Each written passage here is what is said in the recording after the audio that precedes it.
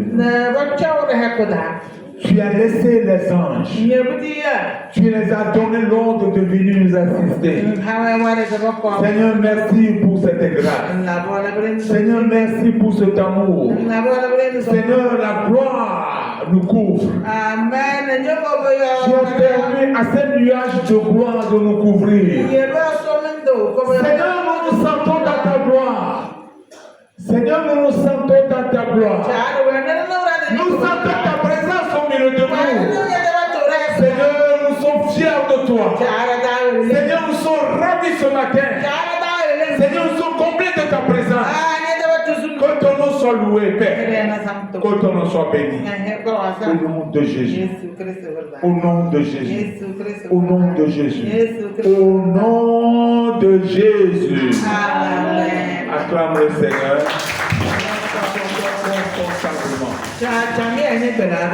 L'heure est au message.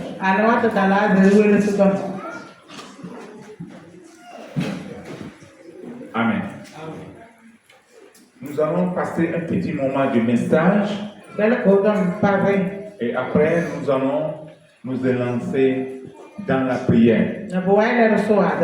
La semaine dans laquelle nous sommes est une semaine de combat contre l'esprit de mort et du renversement des autels. Et nous avons expliqué les autels. Que c'est des lieux où l'être humain communique avec le monde spirituel.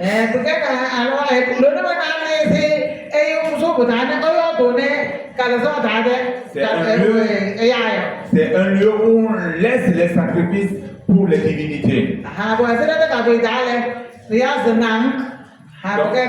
Ça peut être au pied d'un arbre. Ça peut être à un carrefour. Ça peut être au milieu de la cour de la maison. Ça peut être même au cimetière. Tout lieu où on peut invoquer une divinité et faire des incantations et des libations. Est un lieu où un esprit vient manger. Est un lieu où on peut confier une personne à un esprit de détruire. C'est un lieu où on peut dire à un esprit de faire quelque chose. Et les gens méchants utilisent ces lieux de rencontre avec les démons pour détruire les autres.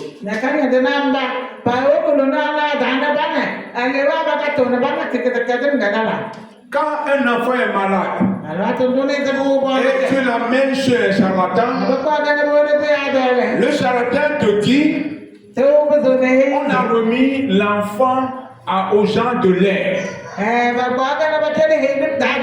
Je ne sais pas quel terme vous utilisez en milieu kabé.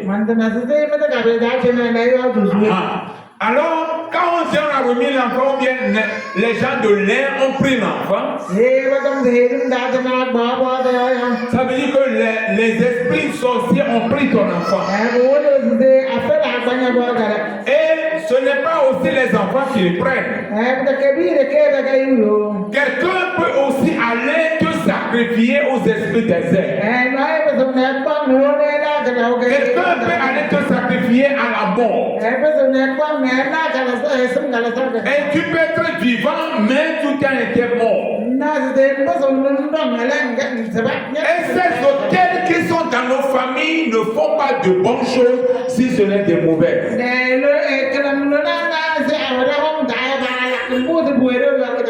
C'est pourquoi, étant chrétien, tu dois savoir certaines choses. Il est dit aux chrétiens de prier, mais prier pourquoi et pourquoi.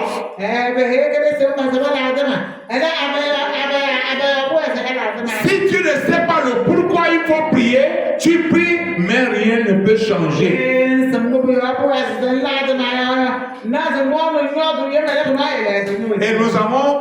Et nous avons fait des prières pour détruire ces hôtels. Mais ce matin, nous avons comme thème la vie abondante. Parce que quand tu achètes ta vie par le sang de Jésus, la mort est remplacée par la vie. Amen.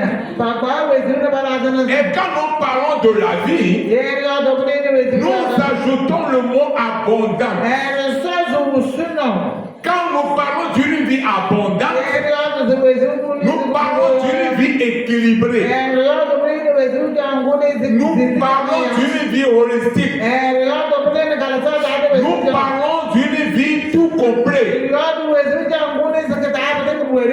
Alors tu dois savoir que Jésus t'a sauvé pour que tu aies une vie. Pas la vie des autres, mais une vie abondante. Je dis une vie abondante. Alors sur ça, nous allons passer la lecture de Jean 10, 10. La partie B. Jean 10, 10.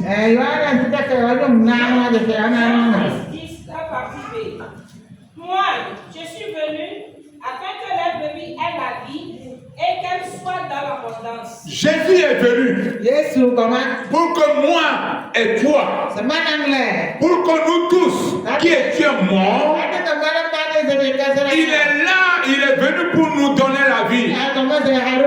Vous savez, quand les gens du monde disent que laissez-moi faire ma vie, je n'ai qu'un petit temps, laissez-moi manger, laissez-moi boire, laissez-moi me gayer, car l'homme meurt et c'est fini. La personne croit qu'elle vit, mais il y a une autre vie dans cette vie. Et la vie dont nous parlons, c'est la vie là que Jésus nous donne. Et quand tu as cette vie, tu ne seras plus un accro en alcool. Tu ne seras plus un gradé en trop. Tu ne vas plus laisser ta vie flotter dans l'océan comme quelqu'un qui n'a pas de repère. C'est ce que l'ennemi ne veut pas. Et chaque fois, il ne fait que toucher à ta vie. C'est ce que les forces de ta maison ne veulent pas voir. Et à chaque moment, il rentre dans ta vie pour te détruire. Tu dois savoir que l'ennemi est là pour que tu ne te réjouisses pas. Il attaque ta pensée. Il attaque ton cœur. Il attaque ton portefeuille. Il attaque ta santé. Ce qui fait que étant chrétien, tu te retrouves encore sur le même banc des gens du monde. Mais ce matin, le distributeur Jésus distribue la vie en abondance.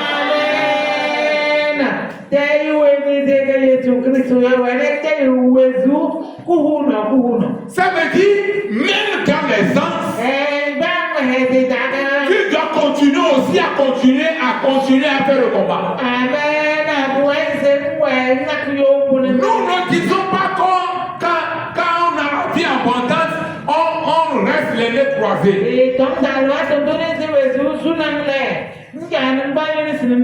Ce qui fait que même le riche continue pas à travailler pour augmenter sa richesse.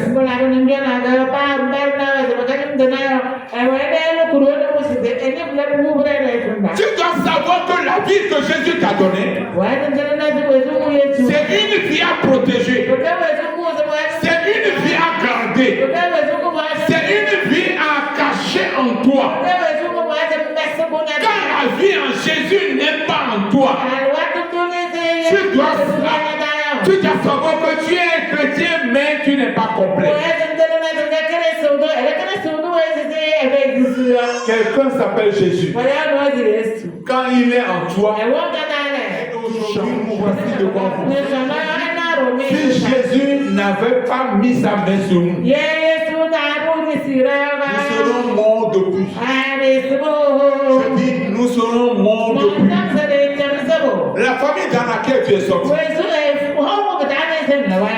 si Jésus ne t'avait pas sélectionné, tu serais la personne la plus ridiculisée. Les petits frères vont marcher sur ta tête. Même le vaurien va t'insulter que tu ne vaux rien. Mais Jésus qui t'a appelé a fait de toi un prince et une princesse. Et quand tu lui as dit, je ne suis plus dans vos choses, il va te dire pourquoi tu laisses la tradition. Que c'est les choses des ancêtres. Il faut leur dire, il y a une tradition en Jésus, il y a un vieux, il y a un grand papa, il y a un aïeux qui est plus aïeux que notre aïeux qui est Jésus.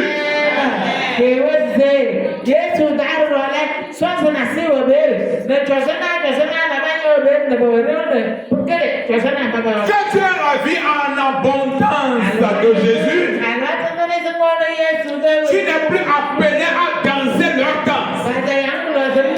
Tu n'es plus appelé à manger leur repas. C'est le repas qu'ils ont sacrifié aux divinités. Tu n'es plus appelé à chanter leurs chansons qui sont adressées aux esprits.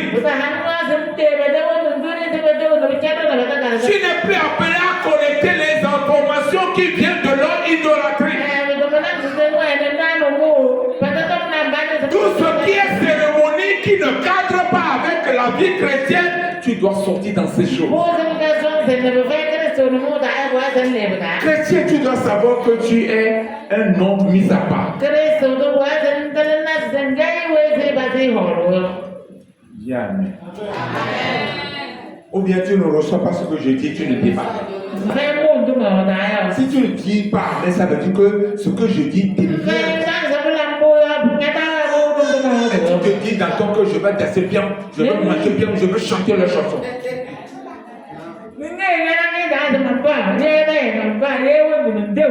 Si nous le disons à l'église, et vous sortez, et vous faites autre chose, parce qu'il n'y a personne qui me voit.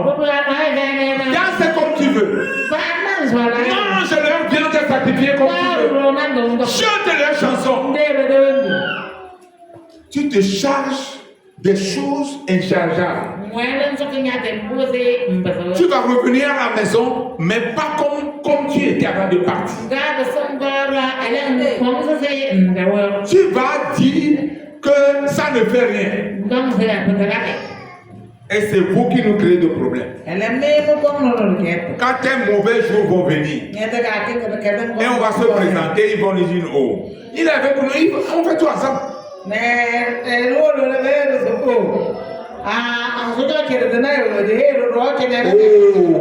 Quand il y a ça là, on danse ensemble ici. Comment vous dites qu'il est chrétien? Bon, en tout cas, il est chrétien, c'est pas grave, mais nous là, on fait tout ensemble. Aidez-nous pour que la tâche soit facile. Soit tu es avec eux, et tu n'as pas la vie de Jésus. Soit tu es avec nous, et tu as la vie de Jésus. Alléluia. Nous devons dire la vérité. Si quelqu'un veut changer, il n'a qu'à changer. C'est dans ça nous sommes. Et nous avons été victimes de beaucoup de choses. Maintenant, venez à Jésus. Il nous donne la vie. Et la vie en abondance. Et Jésus sans mouton et sans poule. Et un Jésus sans tout du gros. Je dis un Jésus sans saut. Un Jésus fatal. Un Jésus qui ne réclame rien de ta poche. La seule cérémonie que Jésus réclame, Viens à l'église dimanche et adore. Alléluia.